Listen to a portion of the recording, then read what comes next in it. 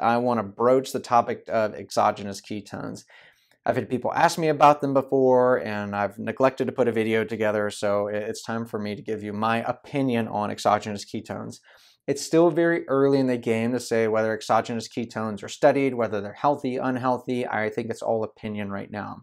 So my opinion is that the whole point of being on a ketogenic diet is that you're mobilizing fat and you're telling your liver and other cells to manufacture ketones. And that process of manufacturing ketones requires hormone balances that cannot be achieved when you're eating sugar. So for instance, insulin, that's the simple one. So insulin drops when you're not eating any carbs, and that's what triggers the body to start making other hormones that trigger the liver to make ketones.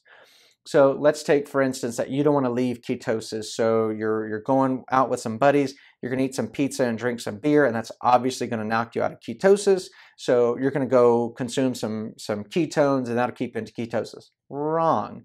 The whole point of the ketogenic diet is that you are making your own ketones.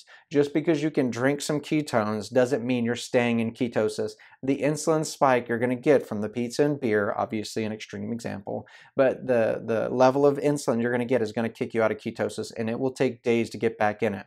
Now, by using the exogenous ketones, is it going to make your transition back into ketosis smoother? Maybe. But as far as the health benefits of exogenous ketones, they're just not there. I don't see the point in them. I don't think that eating carbs and consuming exogenous ketones makes a ketogenic diet.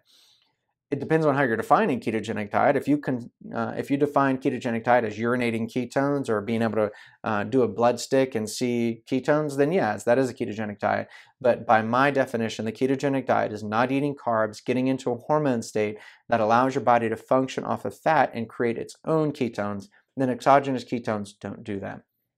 So if you want to use exogenous ketones, the way to use them correctly, and many of my patients already do this, is you're in ketosis and you want an energy drink, or you don't have time to grab some food or some nuts, or for whatever reason you don't want to fast, you can drink some exogenous ketones maybe before a workout or something.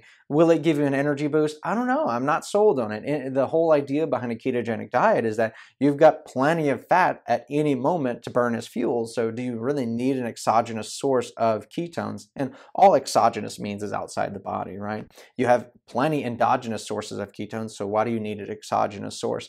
It's said that a marathon runner, as skinny as they can be, have 50,000 calories of fat on hand at any one moment.